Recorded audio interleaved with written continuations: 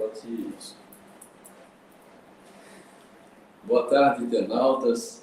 Estamos aqui mais uma vez na RDM de Mídias, no nosso programa Mato Grosso S.A. Eu sou Wilson Sanches, com mais um ilustríssimo convidado especial.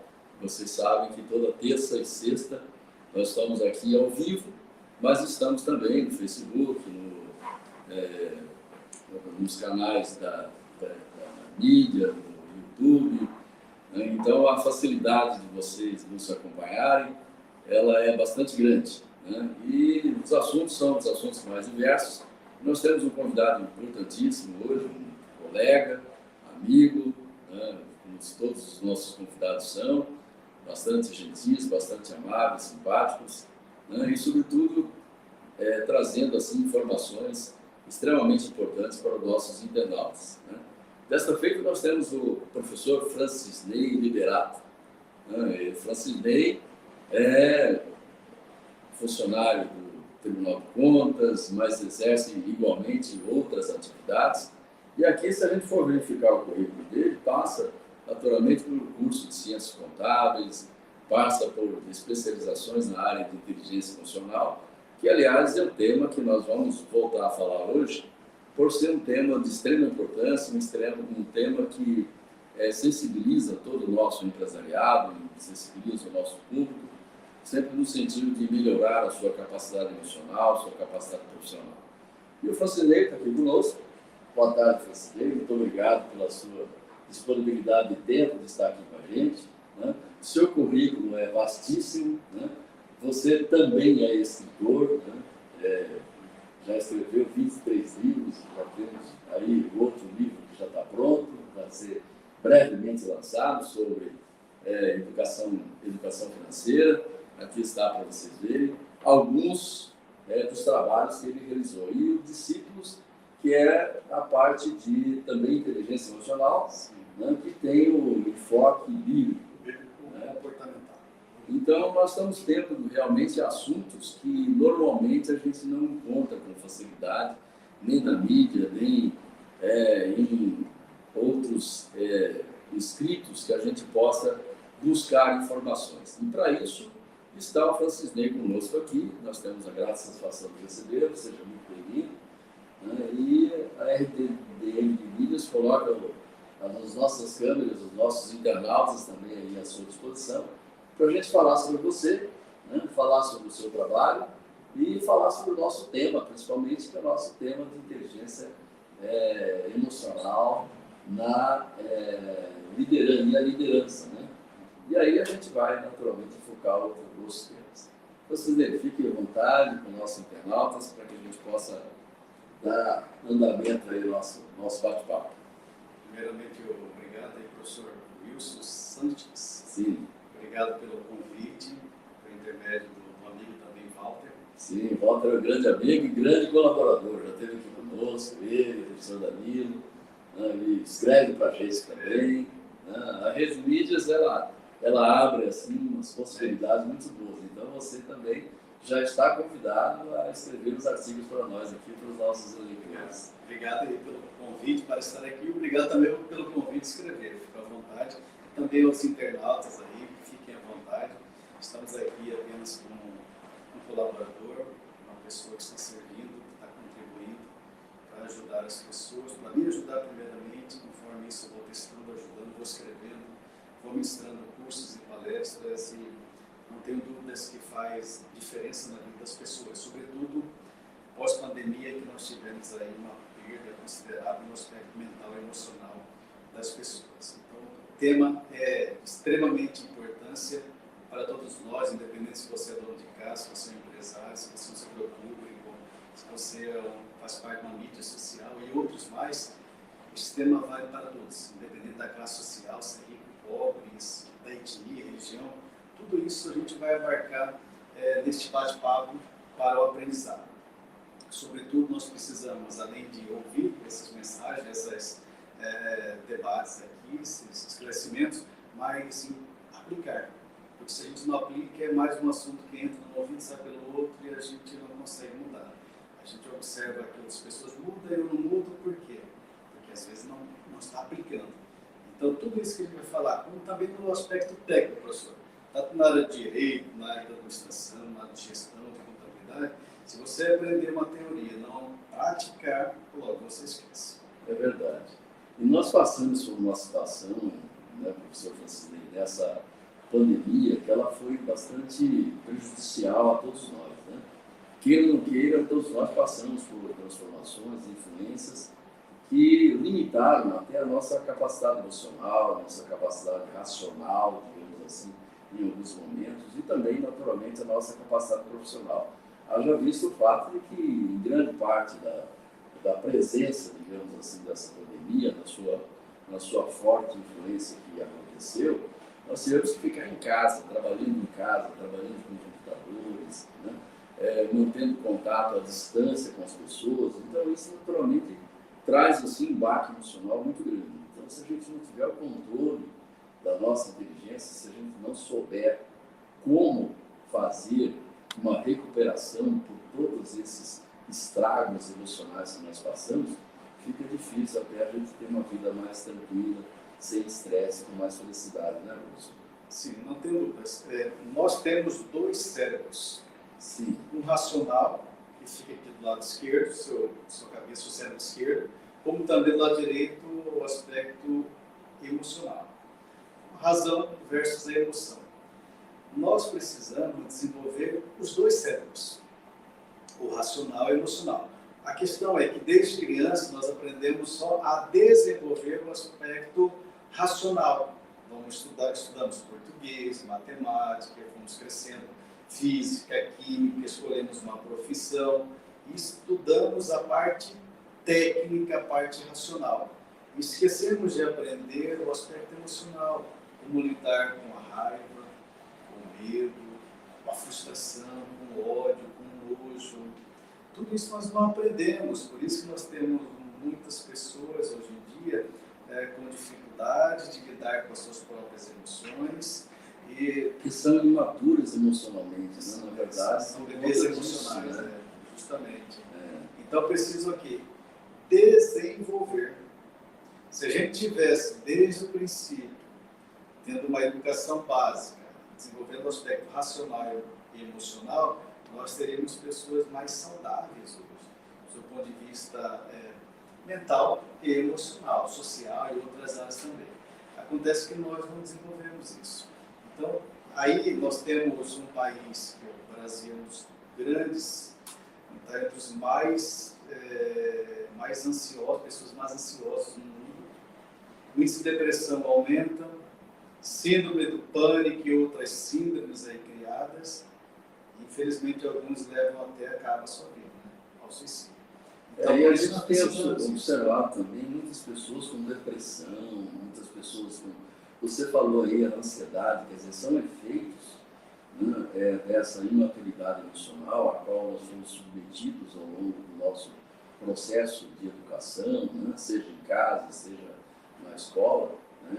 Então a gente está sempre atrasado a nossa maturidade emocional, né? E por conta disso a gente acaba não exercendo um controle mais efetivo sobre a nossa própria vida. Muitas vezes a gente perde até grandes oportunidades profissionais, oportunidades amorosas, né, de relacionamento, né, daí a razão pela qual, né, as pessoas muitas vezes têm dificuldade de conviver como casal, e vai por aí afora, né, professor? Ele é perder por todas as áreas da nossa vida, não tem como. Aí a gente tem que correr atrás do prejuízo, né? Primeira coisa, fazer curso, fazer consultoria, coach, mentoria, também sou coach, mentor, certo. Mas o principal é reconhecer, porque eu costumo dizer o seguinte: não há cura, não há remédio para quem entende que não está doente. Se eu não reconhecer que eu estou doente, que eu preciso melhorar, pode vir o Cristo aqui, o Papa aqui, que não convence. Que não convence. Então, a primeira coisa é reconhecimento. Reconhecimento onde eu estou, quem sou eu e para onde eu quero ir, para onde eu desejo ir. Então, esse é um processo de crescimento, é um processo de desenvolvimento do aspecto emocional. Passa necessariamente pelo autodiagnóstico que a gente tem que aprender a fazer, não é?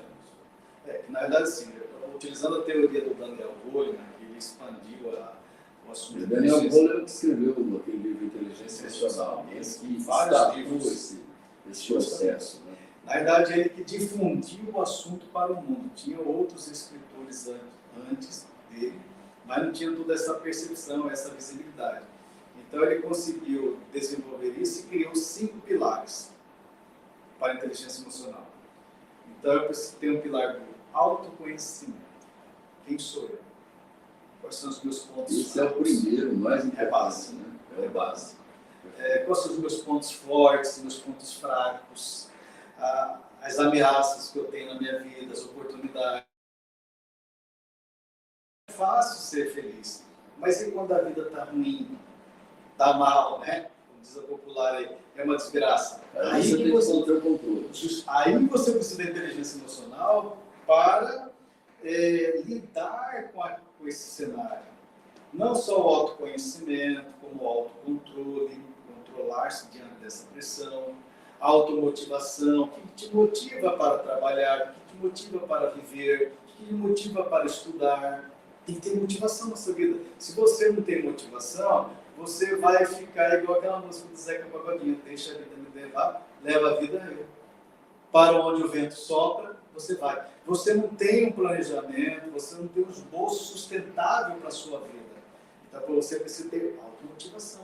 Motivar o que te move para você fazer o que você faz ou deixar de fazer o que você deixa de fazer. Tem que ter o norte. Né? Tem que ter o norte. Como também o quarto pilar seria a empatia, né? Entender o lado do outro, fazer esse exercício que não é fácil, mas nós precisamos exercitar, e também relacionar com as pessoas, que é um assunto que também requer muito treinamento, muita paciência, muita determinação, persistência, resiliência. Aí vão entrando outros ingredientes que vai sustentando o seu aspecto emocional da vida. É por isso, muitas vezes, que a gente vê, né, professor? Muitas vezes as pessoas, você olha para uma pessoa, você não conhece, né? De repente você está numa multidão ou em alguma reunião, de repente surge, você se prende o seu olhar para determinadas pessoas que você percebe que essa pessoa está carrancuda, ela está de mau humor, né? Ela está de mal com a vida, né? Mas te chama a atenção e automaticamente te cria também um reflexo. Você se espelha naquilo e acaba também, se você não tomar cuidado, você assume aquela personalidade. Não acontece isso também? E por isso que as pessoas precisam estar mais alegres, mais afeitas assim, ao relacionamento, ao bom contato, né? Sempre simpática, sempre sorrindo. Né? Eu não sei se eu estou certo, mas eu estou dizendo isso porque uma vez eu era garoto, não sei se eu já mencionei isso aqui, eu era adolescente, não, já tinha feito a universidade. Aí teve uma pessoa que falou assim: você só vive rindo, não, você vive sorrindo o tempo todo, você tem que assumir uma postura mais séria. Eu não, pô, peraí, tem alguma coisa errada, eu acho que eu não tenho que assumir uma postura mais séria, eu tenho que assumir uma postura, né, mais afável, mais aberta, para facilitar o contato das pessoas no relacionamento, né? E eu tenho procurado fazer isso, sempre foi uma vigilância extrema. Né? Tudo isso faz parte, né, professor? Faz parte. Às vezes as pessoas confundem, até no meio empresarial ou também no setor público, né? Eu já tenho 16 anos no Tribunal de Contas como auditor, mais 3 anos no setor público como perito, analista contábil. Né? Sim. Então já tenho tempo na área pública. Às vezes confunde, olha, pessoa sorridente, educada, acho que tem pouco conhecimento, não consegue resolver os problemas, não consegue ser um líder. É pelo contrário. Essa postura tem que ser, independente se é líder ou não, no aspecto formal, você tem que saber lidar com o próximo, com a pessoa, tem que ser gentil, educado, cortês, porque não é fácil você lidar com as pessoas. E não ficar criando máscara de pessoas assim. A hipocrisia que Cristo tanto falava, né? A hipocrisia dos fariseus e dos escribas, né? Então, eu queria máscara, tem que ser quem você é. Se não está bom, vamos desenvolver. Porque se está ótimo, eu costumo dizer o seguinte, professor: o perfeito também pode ser melhorado, deve ser melhorado. Por que eu falo sobre isso? Porque nós temos que crescer de forma permanente, sempre está desenvolvendo. Se todo dia eu crescer 0,00001% em relação a ontem, eu estou crescendo. Se eu crescer 0,001% em relação de amanhã em relação a hoje, eu estou tendo aqui um crescimento constante e permanente. Quando eu faço isso, até quando, Francisnei? Até o último dia que você for respirar. Por quê? Se eu cresço, estou sempre crescendo, estou criando novos objetivos, novas perspectivas, novos sonhos e novos propósitos. E isso fortalece a sua liderança também, né? Fortalece a sua vida, que é o primeiro passo, liderar a sua própria vida, para depois isso reverberar e liderar a vida das demais pessoas. Crescimento constante e permanente. Agora, professor, se eu não consigo lidar nem comigo, aí vamos lá, me coloca como chefe, como líder. Como que eu vou liderar essas pessoas? Vai ter a liderar geralmente como chefe, pela força. Não como um líder que influencia para gerar resultados de modo satisfatório com base no objetivo da instituição. Porque o líder contagia isso para um objetivo, para um propósito comum. Então, nós precisamos primeiro cuidar do eu, é o que eu mais falo. Eu preciso cuidar do meu eu, preciso fazer uma blindagem na minha vida. Porque se eu tenho pessoas complicadas na minha vida, difícil de lidar, que tem bastante aí. Eu posso até conviver, mas com o intuito de ajudar a mudar essa perspectiva. Mas chega um tempo, se não está dando certo, cai fora. Por quê? Como o senhor bem disse, isso vai te contaminar. Isso é viral, contagia. E logo você está o quê? Sendo contagiado por isso, está espalhando para outras pessoas. E normalmente você chega assim em determinado local, né? E aí as pessoas estão todas de mau humor, né? Ou grande maioria delas de mau humor. Pode ver que o chefe é chefe, não é líder. Não é líder. É aquele que cobra, que briga para cobrar, né? Não é que você não queira cobrar, você tem que cobrar, né? Mas tem que saber fazer como, né? Quer dizer, nunca assim, diminuindo a pessoa, agredindo, né? Fazendo com que a pessoa, até mesmo se ela já tem menos capacidade de desenvolver uma atividade profissional, depois de uma observação de um chefe nessa classificação, ela fica pior ainda, né? Quer dizer, o objetivo não é esse, o objetivo é justamente fazer o contrário, né? Você trazer, né, o que é de bom da pessoa para que ela possa externar isso e contaminar positivamente o ambiente, não é verdade? Perfeito. Mas é que a gente contaminando sempre do lado positivo, né? Eu vou potencializar as qualidades do meu subordinado, do meu colaborador, no mais moderno, e também mostrar para ele para minimizar as suas fraquezas. Não ficar estressado com qualquer coisa, né? Aí existem vários fatores. Claro que cada um tem uma personalidade, tem uma forma de... Tem pessoas que são explosivas. Então, essas pessoas precisam lidar mais com as emoções. O que eu posso quebrar essas explosões? Às vezes foi até herdado. Né? Eu posso, quem sabe, fazer mais atividade física. Eu vou cortar os filmes de ação. Eu vou cortar, saber sobre política, porque vai estressar. O momento está muito ainda dividido, polarizado. Então, assim, eu tenho que criar mecanismos comportamentais para esfriar-me, para não explodir. Isso é o quê? Treinamento. E quanto mais eu treino, melhor eu fico. Agora, se eu não treinar, não vou ficar tão bom. A parte emocional, a parte comportamental nossa, nós precisamos treinar. Assim como na administração pública e também na iniciativa privada faz o tal do planejamento estratégico, que não tem 6 anos, e outras empresas também, o plano plurianual, artigo 65 da Constituição Federal, diz o quê? Que tem um plano plurianual de 4 anos. O que é isso? É um planejamento. Sim. Eu tenho que ter um planejamento também para as minhas ações emocionais. Se eu tenho impaciência, raiva, eu tenho que fazer um plano.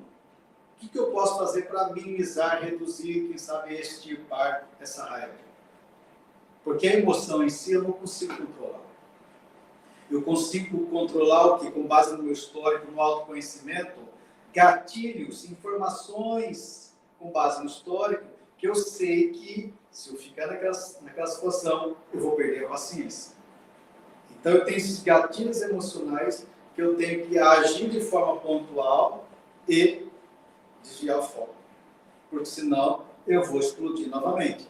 Então aí a vida se torna o quê? Cíclica. E que muita gente tem aquela visão da síndrome da Gabriela. Eu nasci assim, vou viver assim, vou morrer assim. Isso está errado, isso é uma crença mental que cria nós errado. Acha que não tem como mudar. Né? Acha que não tem como mudar. Então também muitas vezes a cabeça dura. Ele não quer mudar. Mas nós podemos mudar todos os dias. É fácil mudar? Claro que não, para mim e para o Senhor. Mas treinando com o tempo, logo fica mais fácil. Só basta a gente recordar quando a gente aprendeu a andar de bicicleta. No início andou, desequilibrou, caiu, machucou. Levantou, pegou a bicicleta, foi andando, desequilibrou, caiu. Começou a machucar, tem marcas até hoje disso. Mas com o tempo, né, todos nós temos. Com o tempo, o que aconteceu? Eu aprendi a andar. Eu posso ficar 10 anos sem andar de bicicleta, se eu pegar uma agora, eu consigo andar. Por quê? Eu aprendi, eu desenvolvi apesar das dificuldades, das adversidades que a vida impõe para todos nós. Então aí a persistência, resiliência. E depois que chega na etapa que é o piloto automático, eu chamo de piloto automático, que é chamado de hábito, você não esquece mais. Você não esquece mais. O importante é isso, né? Desenvolver hábitos bons para que esses façam parte do seu piloto automático. Justamente. Né? Quer dizer, aí a necessidade permanente da autoobservação. Você está constantemente se relendo, né? Fazendo a releitura dos seus atos, dos seus comportamentos. Para quê? Para melhorar. Né? Quer dizer, eu penso o seguinte, uns tempo atrás, hoje eu estou mais afastado da maçonaria, mas na maçonaria nós temos um hábito, né, os amigos, os irmãos maçons podem nos corroborar, né, de que você tem na maçonaria a ideia de que você precisa sempre melhorar. Você está ali para ter a sua pedra polida, polir a sua pedra, ou seja, o que é isso? É melhorar a sua personalidade, o seu relacionamento, a sua capacidade de amar, a sua capacidade de fazer amigos, a sua capacidade de transmitir informações, conhecimentos, né? E esse eu acho que é o grande desígnio do ser humano. Não é? Estou certo, professor? Não sei se esse é o caminho, digamos assim, que a gente aprende um pouco. É o que eu mencionei há pouco, que casa muito com o subtítulo do meu livro, Reinvente Sua Vida. Que é o seguinte, é preciso ser melhor que ontem. A perspectiva de crescer e desenvolver sempre. E vale também para estudante, você que está estudando para a OAB, concurso principalmente para os nossos queridos estudantes. Crescimento constante e permanente. Anote essa máxima. Crescimento constante e permanente. Não adianta hoje, você planejou, vou estudar 8 horas. 8 horas hoje. Amanhã, está com dor de cabeça, não estuda nada. Depois da manhã, estuda 10 horas.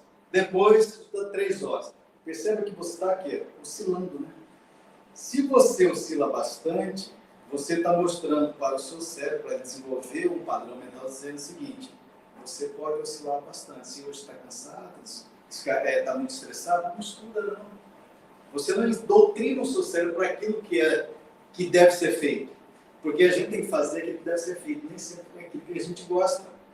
Porque se eu fizer só o que eu gosto, eu vou ficar sempre numa zona rasa. Eu não vou crescer, não vou desenvolver. Então, se o estudante colocar assim, numa semana está 8 horas por dia, ele tem que estudar 8 horas por dia. Hoje, estou 8 horas. Amanhã, 8 horas. Aconteceu um problema. Pode acontecer algum problema. Só deu para estudar 5 horas na quarta-feira. Não tem problema, mas eu tenho que compensar isso até sexta. Aí eu ensino para o cérebro o seguinte: mantenha um padrão mental. O que você prometa, cumpra com você mesmo. Se você faz isso, aí você desenvolve de forma crescente e permanente. Do contrário, essa oscilação é igual aquela ideia: a pessoa engorda. Aí depois quer emagrecer em 3 dias. Não dá. Não funciona assim. Você levou 10, 20 anos para engordar e quer emagrecer em 3 dias. Não tem como. A pessoa não. esses milagres que a internet oferece, né? Querem milagre, as pessoas querem milagre, querem uma varinha mágica. Muitas vezes acaba indo pelo lado errado, né? Porque aí usam medicamentos não adequados, aí começa a ter vários tipos de problemas, né? Fazendo A uma autodisciplina é fundamental, né? Com certeza, a disciplina, ser disciplinado, isso é extremamente importante. Para tudo na área da nossa vida. Eu costumo dizer áreas da vida o seguinte: o aspecto físico, mental, emocional, social e espiritual. Nós temos que desenvolver as 5 áreas. Equilíbrio das 5 áreas.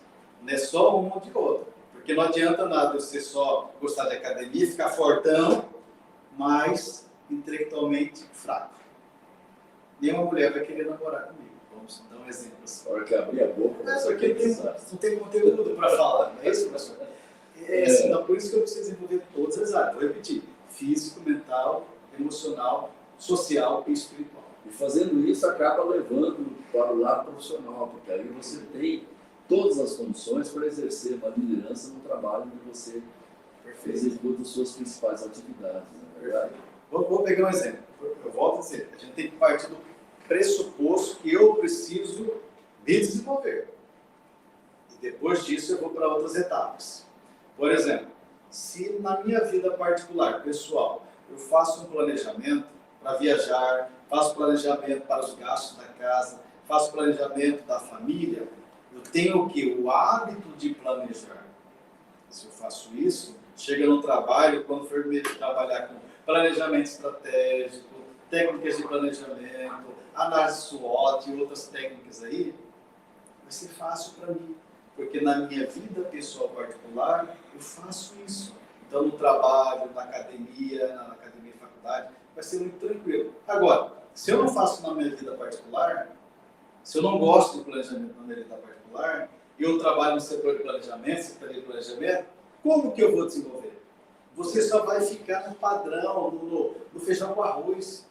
Você só vai fazer o que te manda fazer ali, o seu chefe manda, e pronto. Você não vai crescer e desenvolver naquela área, porque na sua vida particular você não faz. Então, quer ter sucesso na sua vida profissional, em qualquer assunto, faça primeiro na sua vida pessoal. E isso aí vai transbordar para outras áreas. E esse sucesso profissional que você falou, ele é, na verdade, um trabalho constante, né? Porque se você tem a preocupação de desenvolver uma determinada atividade e identificar que no desenvolvimento dessa atividade você pode melhorar, né? E sempre tem uma situação para melhorar, não é verdade? Quer dizer, se isso não fosse uma verdade, nós não teríamos uma evolução tecnológica, uma evolução emocional, uma evolução profissional, uma evolução acadêmica, né? Porque a partir do momento que você adquire um determinado nível de conhecimento, você tem que entender que você está vencendo etapas, né? E que você precisa compreender que depois da etapa vencida, com certeza tem outras, basta você acionar a sua maneira de pensar. É isso, estou pensando certo? Está certo, que aí entra reinvente a sua vida. Sim. Se eu conseguir o topo, no trabalho isso é importantíssimo. Vamos para um trabalho, eu consegui. Isso leva sucesso. É sucesso. Mas eu quero mais, eu preciso mais. Mas um detalhe de querer mais, às vezes as pessoas confundem. Querer mais é para o autodesenvolvimento. Para si, não para o outro. Porque às vezes fica muito questão do relacionamento, achar que fulano tal quer aparecer, quer ser melhor do que o outro. Não, não é isso. Você, quando está reinventando a sua vida, está crescendo de forma permanente e constante, você está tendo um autodesenvolvimento. Vou te dar um exemplo. Com 30 anos de idade, hoje eu estou com 43, com 30 anos de idade, eu realizei todos os meus sonhos como professor de palestrante. Naquele momento, eu tinha atingido, já tinha sido professor de faculdade, pós-graduação, cursinho para concurso público, treinamento para servidores públicos, palestrante da parte técnica, da parte comportamental, em congressos, seminários em Cuiabá e outros estados do Brasil, como também coordenador técnico de congressos nacionais com 30 anos. Então, atingi o topo, aquilo que eu planejei. Mas se eu não parasse por aquilo, eu ia estagnar, entra na zona de conforto e depois fundo. O que eu resolvi fazer? Criei um projeto social de inteligência emocional. Falei, vamos ensinar as pessoas, a comunidade em geral, sobre inteligência emocional. Vamos ensinar as crianças sobre gestão da emoção. Aí depois fomos para a área de oratório e outras áreas. Aí eu falei, não basta apenas falar com essas pessoas. Como tinha outros professores colaboradores também. Eu preciso entregar um conteúdo para essas pessoas, para fazer a manutenção em casa. Aí foi a ideia de criar o quê? Os livros. O livro surgiu com esse propósito de ajudar a pessoa a levar para casa, falar, vou fazer manutenção em casa. Quando ela faz isso, ela está desenvolvendo de forma crescente e permanente. Por isso, claro que Deus abençoou, em 4 anos eu publiquei 21 livros. Publiquei 21 livros em 4 anos. Quando eu olho para trás, é impossível fazer isso, mas com base no propósito, no objetivo de crescer sempre, foi desenvolvendo. Eu poderia ficar acomodado, já atingi meu auge como professor e pronto. Não, continuei escrevendo, aí continuei dando palestras e cursos e mais escrevendo. E falo, professor, eu não gostava de ler nem de escrever. Passei a desenvolver. Então aí entra a questão do princípio do amor que Deus concedeu para cada um de nós. O que é? Livre-arbítrio. É você que decide se vai trabalhar ou não vai trabalhar, é você que decide se vai estudar ou não vai estudar, é você que decide se sai de casa ou não sai de casa, é você que decide se relaciona com a pessoa que está do seu lado ou não. Mas tudo traz consequências. Então você precisa decidir de forma eficiente, de forma assertiva. Você está falando aí, eu estou lembrando da Capela Sistina, né, na obra de Leonardo da Vinci, né, que tem a célebre imagem da mão de Deus e da mão de Adão. Né? Aí se observa que a mão de Deus, o dedo está mais rígido, mais rígido, né? E a mão de Adão está com a falange mais dobrada. Né? E isso tem um significado. Né? Qual é o significado? O significado é que Adão, como homem, a ele cabe desenvolver a vontade pelo seu livre-arbítrio de levantar o dedo, de se mexer, né, de pensar em Deus e ir até Ele, encostando o dedo dele com o dedo de Deus. Quer dizer, é a mesma imagem, né, para o ser humano. Quer dizer, se nós não tivermos essa vontade de esticar a falange para encostar o dedo de Deus ou para avançar no conhecimento, a gente acaba não indo para frente, não é verdade? A gente fica sempre distante de Deus, não consegue ir para frente. Então, eu não gosto de ler, né? Você falou aí, a leitura é importante. Mas como é que você escreve? Se você tiver, né, o conhecimento armazenado, escrever para você é mais fácil, não é verdade? Né? Então, a leitura é importante. Né? E aí a gente conclama os nossos estudantes, os nossos acadêmicos, né? A gente que vive, né, nesse relacionamento com os jovens, né, sempre instigando-os a estudar, né? A gente sabe que esse estudo, eu não gosto de estudar, eu não tenho gosto pela leitura, desenvolva isso, né? Supere-se, não é verdade? E isso tudo é inteligência emocional para essa gente, né, professor? Isso é treinamento. E você que está nos assistindo aí, você está ouvindo hoje de uma pessoa que é escritor. Eu sou escritor. 23 livros publicados. Mas eu detestava escrever. Eu detestava estudar. Detestava ler. Detestava o direito. Eu terminei ciência contábil. Eu sou advogado. Está entendendo? Tudo é perspectiva. No início, é igual comer giló. Comeu giló no primeiro dia, amargo. Segundo dia, amargo. Terceiro dia, ruim. Quarto dia, não aguento esse giló. Uma semana, o gilózinho está mais ou menos. Daqui 15 dias, está gostoso esse giló, hein? Daqui 30, 60 dias... Estou descobrindo a qualidade dele. Falei, esse giló é uma delícia. Vai lá no Instagram e publica a hashtag Eu Amo Giló. O que mudou do primeiro dia para o último dia? Mudou a questão da mentalidade. Porque tudo que é novo para mim, para vocês que estão nos vendo, no início vai ser difícil. Mas se a gente persistir, nós vamos chegar no piloto automático, que é o hábito.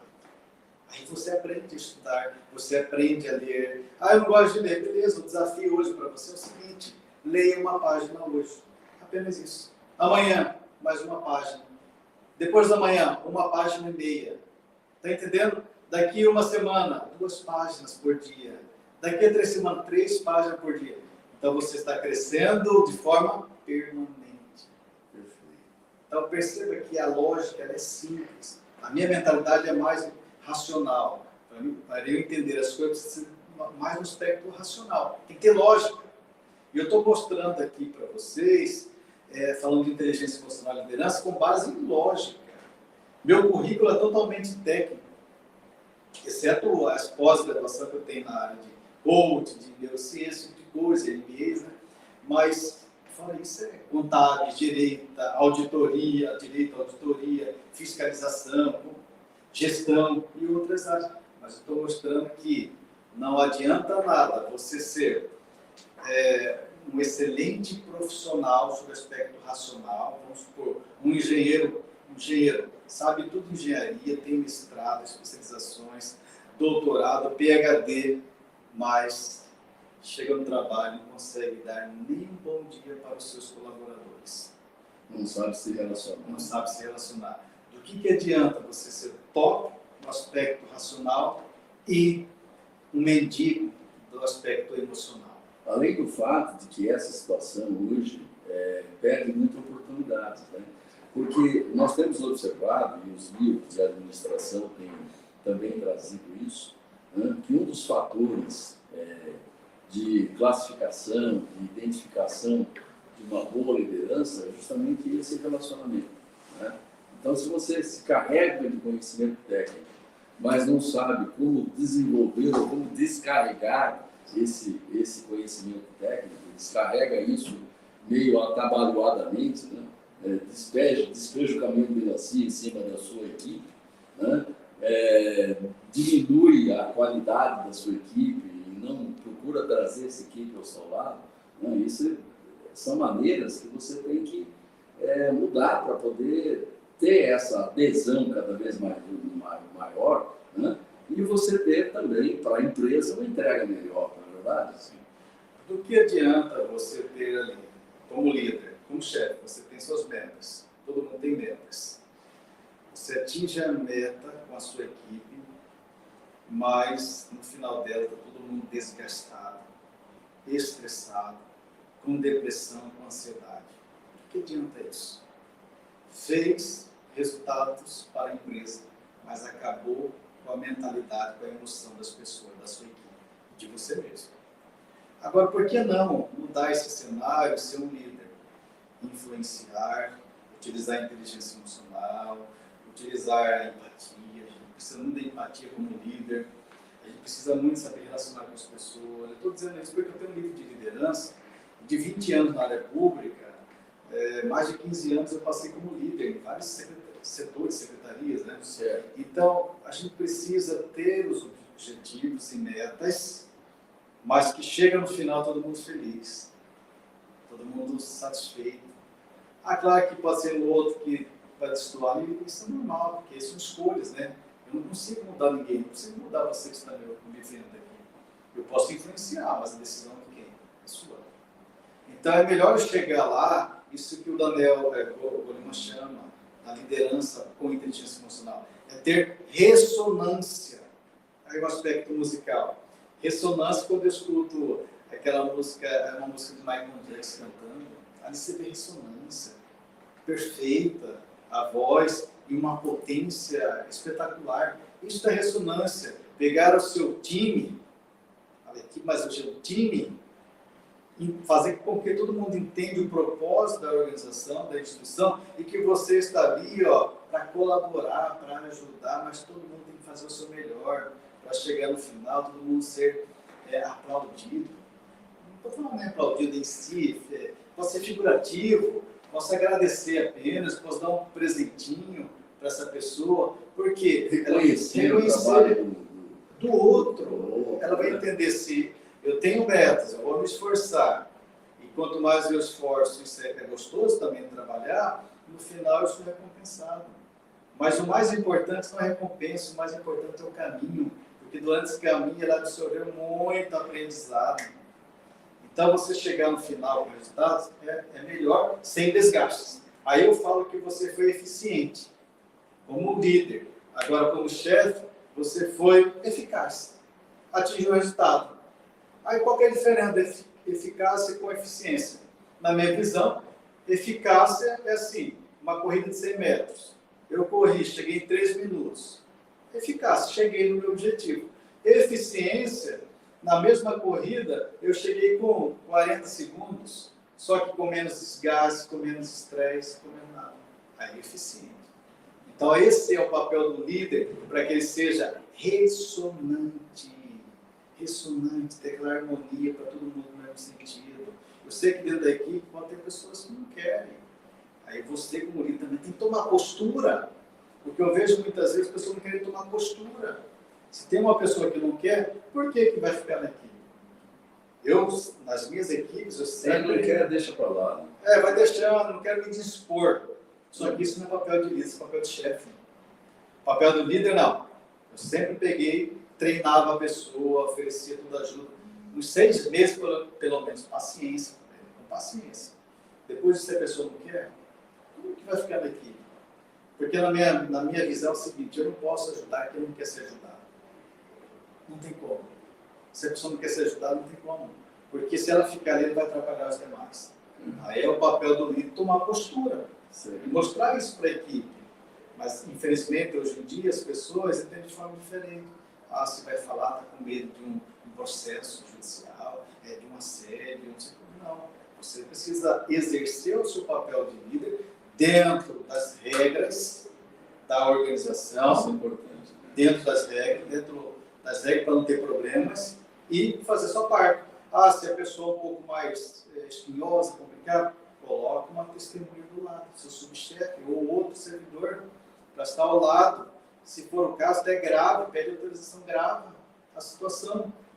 Mas o que eu não posso é não tomar postura, não agir e estragar toda a equipe. Omitir, né? Criar uma situação, às vezes, intolerável, até mesmo irrecuperável em certos momentos. Né? Porque é uma máxima. Se uma laranja podre estiver junto com as demais boas, ela vai estragar. Vai ter um tempo e ela vai estragar. Então é dessa forma. Então você precisa ter na equipe pessoas que querem. Se a pessoa não quer... Eu já tive pessoas na minha equipe que não queriam. Mas passei a ensinar, treinar, observar. Recuperou a pessoa. Depois que eu saí do cargo, né, que era 2 anos da presidência, saí do cargo, ela me disse o seguinte: você foi o melhor líder da minha vida, ou o único líder da minha vida. Nos primeiros dias eu queria ir embora, eu queria ficar. Mas hoje eu já estou chorando aqui que eu queria que você ficasse. Mas eu tinha outra missão. Então a questão é, quem quer, dá jeito. Quem quer vai aprender, vai desenvolver. Vai ter que ser humilde também. Olha aqui, se o copo ele estiver vazio, eu posso colocar água. Mas se o copo estiver cheio, se a pessoa é orgulhosa, acha que sabe mais do que o chefe, do que o líder, não cabe mais nada. Aí não vai funcionar. Aí vai ficar de fora. Existem situações de trabalho, por exemplo, né, em que a gente encontra empresas. As empresas, muitas vezes, elas oferecem condições de aprimoramento, de treinamento, através de cursos, né? Através de... hoje usa-se muito trilhas, né? Através da computação online, estão sempre disponíveis, estão sempre sendo estimuladas aos colaboradores que sigam essas trilhas, desenvolvam e recebam por isso um certificado. Né? E aí, muitas vezes, vem aquela ideia: puxa vida, você está criando as condições para que o seu colaborador seja cada vez mais preparado. Né? Mas você tem uma política na empresa, né? E essa política, ela refere-se a um fato de que depois de um determinado número de anos, de períodos de trabalho, você tem que mandar embora essa pessoa. Então aí cria uma situação antagônica, a meu ver, né? Que você, na empresa, você treinou o seu colaborador né? E que no final, depois de 5 anos, você mandou o colaborador embora. Pô, peraí, não há uma certa incongruência nesse pensamento. E muitas empresas utilizam, né, o critério da rotatividade como uma ideia de inovação. E muitas vezes acaba trazendo um malefício, um prejuízo para a própria empresa. Não existem situações nesse sentido, professor? Olha, vamos pegar, eu sou flamenguista, tenho passado raiva esse ano, mas tudo bem. O time do Flamengo, muito se questiona o que é um time que já é muito experiente, um time velho e que tem que fazer uma renovação. Mas será que realmente precisa renovar? Será que o problema é só um jogador que tem uma idade um pouco mais elevada para o futebol? Ou é toda uma gestão do futebol? É um técnico, é um presidente, é diretoria de futebol? Tem que avaliar tudo isso. Porque idade e experiência em si é uma avaliação muito isolada. Tem que avaliar todo o contexto. Se a pessoa, por exemplo, tem 100 anos, mas ele está me dando resultado, por que eu vou tirar? Aí entra outra expressão popular. O time que está ganhando, não se muda. Eu posso renovar aos poucos? Posso renovar aos poucos. Mas eu tenho que renovar com base nas pessoas que não atendam mais os anseios da organização. Aí é claro que cada organização tem a sua. Cada empresário tem a sua forma de lidar. Mas penso eu que, se eu tenho pessoas me dando resultado, por que eu vou mexer? Por que eu vou tirar? Eu posso querer desenvolver mais ele, mas continuo com ele. E não simplesmente descartar. Porque o capital intelectual gerado naquela pessoa é gigantesca. Para você colocar outra pessoa para substituir, pode ser que nem consiga substituir. Nem consiga. E pode ser que traga mais problemas ainda. Né? Aí você tem que usar a máxima. O time que está ganhando se melhora. Se melhora. Não muda. Se melhora. Se melhora. Justamente. Quer dizer, você pode, até a mudança, ela passa a ter um caráter mais positivo, né? No sentido de que você está agregando conhecimento. Quer dizer, eu vejo muito, muito comum a gente, nas minhas andanças, meus contatos e tal, a gente vai em algumas empresas, né, e encontra muitas vezes pessoas lá com 70 e poucos anos, com quase 80 anos, às vezes até mais, e está trabalhando, e está produzindo, né, e principalmente ele está criando, né, colaboradores tão capazes quanto ele, treinando, está preparando. Né? Então, na verdade, quer dizer, o trabalho do idoso, o trabalho do mais velho, né? Ele também tem um papel essencial. Então, é importante, eu não sei, eu penso, a maneira de pensar minha, no sentido de que você deve sempre valorizar o experiente, valorizar o mais velho, você criar condições para que efetivamente ele tenha as condições necessárias para transmitir o seu conhecimento. Né? Isso é um pouco de humanismo, é um pouco de liderança também, né? A sensibilidade para você perceber isso, né? Dentro da liderança. Né? Isso faz parte de todo, digamos, um pacote de um bom líder, na verdade, professor? Basta olhar, professor, a questão de quem tem filhos. Tem 3 filhos. Os 3 filhos não são iguais uns aos outros. Um ao outro. Pode ser até uns gêmeos, trigêmeos, univitelinos, mas são diferentes por dentro. O papel do líder é identificar esses 3 trigêmeos, qual é o ponto forte e o ponto fraco de cada um. Pegar os pontos fortes, dar todo incentivo para melhorar, os pontos fracos, minimizar ou excluir. O que é isso? O tratamento vai ser igual para os 3? Não. Quem sabe você vai apenas falar com meia hora, passar uma instrução, vai pegar. Outro, você vai precisar de 2 dias para ensinar, para falar o que você quer. Outro, quem sabe, com um piscar de olhos. Então, assim, são diferentes. Nós somos seres humanos únicos, ímpares. Quando a gente olha em Salmos, na Bíblia, 139, diz que... Vamos falar um pouquinho desse livro. Esse livro que eu venho que o senhor sempre faz referência. Que tem outros livros, né? Sim, mas vamos falar um pouquinho sobre eles enquanto nós... Então vamos pegar aqui, ó. Quando eu olho para Salmo 139, diz o seguinte... Sem fugir do assunto? Sim. Para o internauta, conectado. Está tudo conectado. diz que Deus criou cada um de nós no ventre da nossa mãe como se fosse um artesão. Um artesão é um trabalho artístico. Estou vendo aqui uma violinha de coxa, um instrumento aqui de Cuiabá. Se eu pedir para quem fez aquela viola de coxa fazer outro igualzinho, ele vai conseguir? Com a mesma pintura, certinho? Não, provavelmente não. Vai ter uma variação, uma coisa ou outra. Quer dizer o seguinte, que Deus nos fez como artesão, como artista, de forma singular, de forma única. Basta olhar as íris dos nossos olhos, a arcada dentária, as digitais, somos únicos. Então, se somos únicos, não existe um padrão.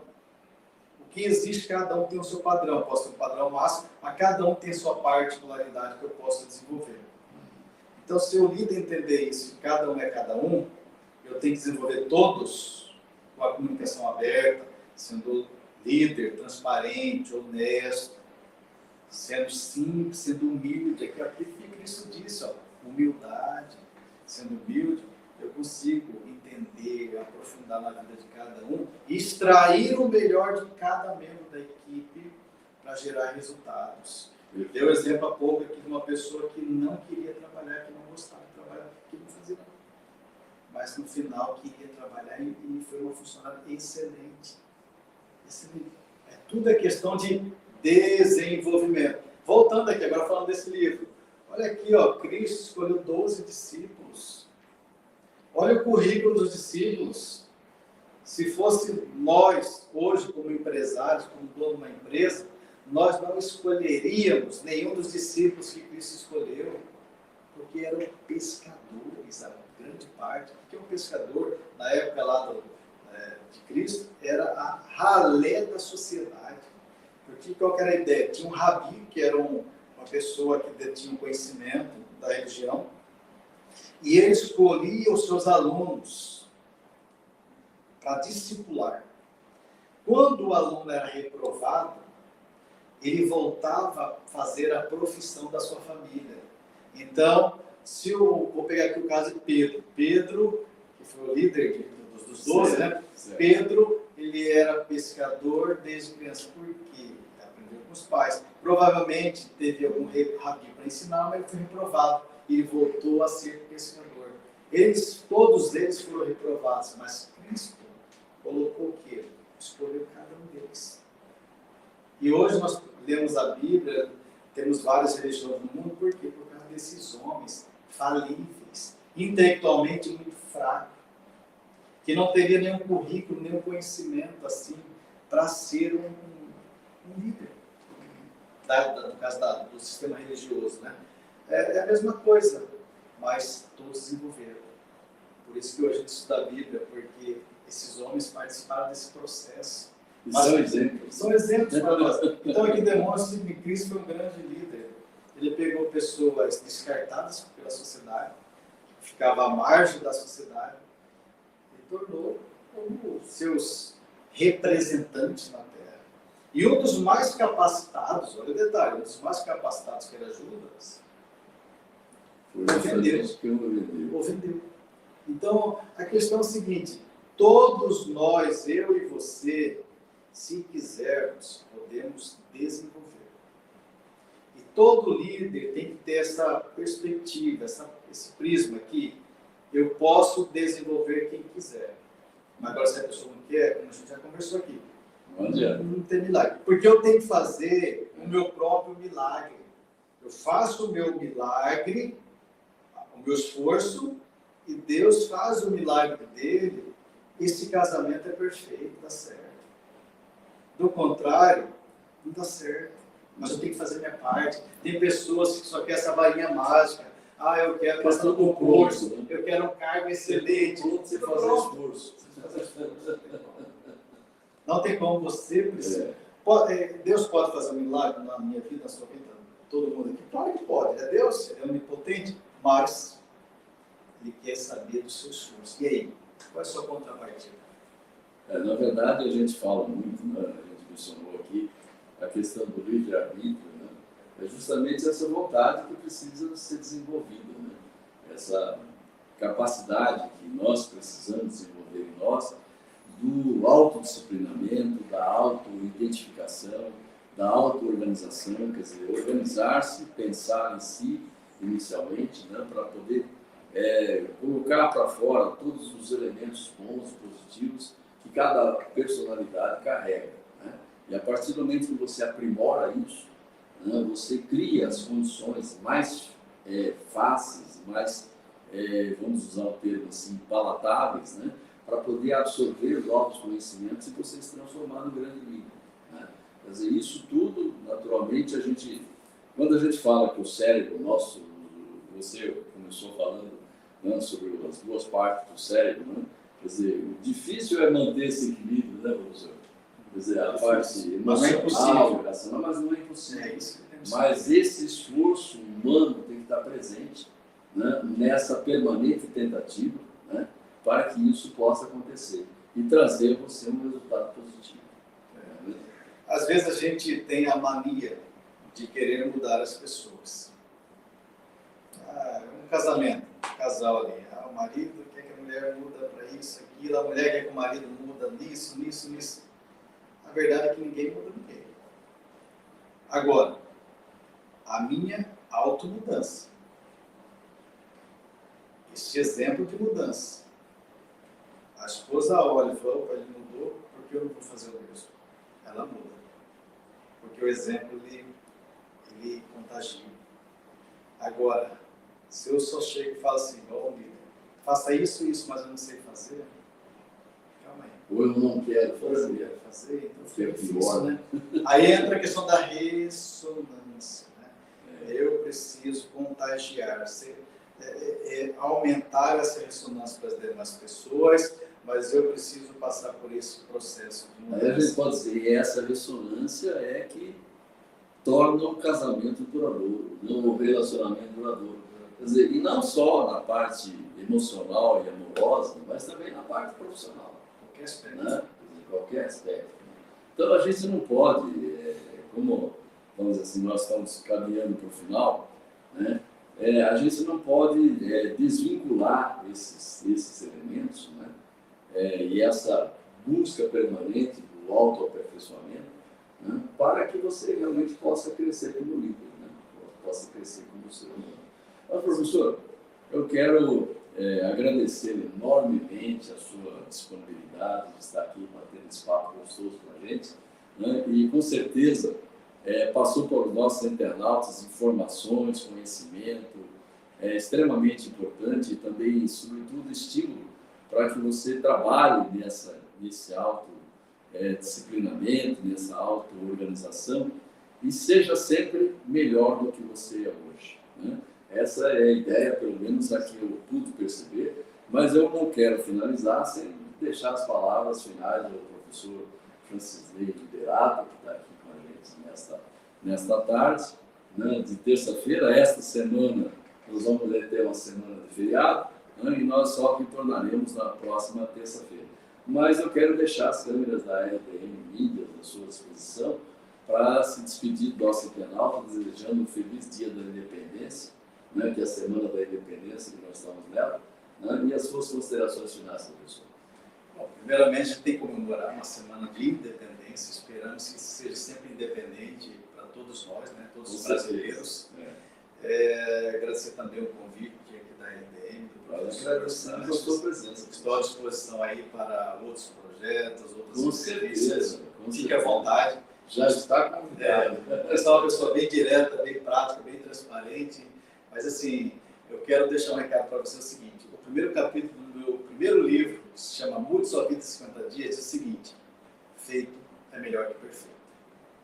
Se você hoje tem dúvida em fazer alguma coisa, um projeto, faça e vai aperfeiçoando. Lá atrás, eu pensava escrever, mas na minha cabeça ficava, eu precisava escrever, entender tudo sobre português, técnicas de redação, tudo sobre o assunto, para depois começar a escrever.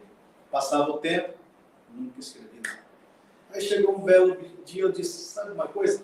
Feito é melhor que perfeito. Eu vou fazer, vou aperfeiçoar. Fazendo, aperfeiçoando. Fazendo, aperfeiçoando. E nisso surgiram 23 livros. Então faça e vai aperfeiçoando, que logo, logo você chega no seu destino, no seu objetivo de vida.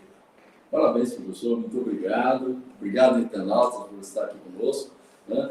Eu quero mencionar aqui que o interesse muito grande pelo livro de educação financeira, que ainda vai ser lançado, né? A primeira mão nós estamos colocando aqui, e provavelmente, professor, a gente vai falar sobre isso, né? Porque isso aqui é uma questão muito importante que os nossos internautas também precisam acompanhar. Pessoal, muito obrigado. Os livros, esqueci de dizer. Sim.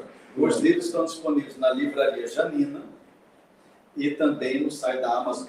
Perfeito, perfeito. São conhecimentos indispensáveis para que a gente possa ser melhor do que hoje. Internautas, muito obrigado pela sua presença. Professor, muito obrigado mais uma vez por estar aqui conosco. Tá? E uma excelente semana a todos vocês. Fiquem com Deus.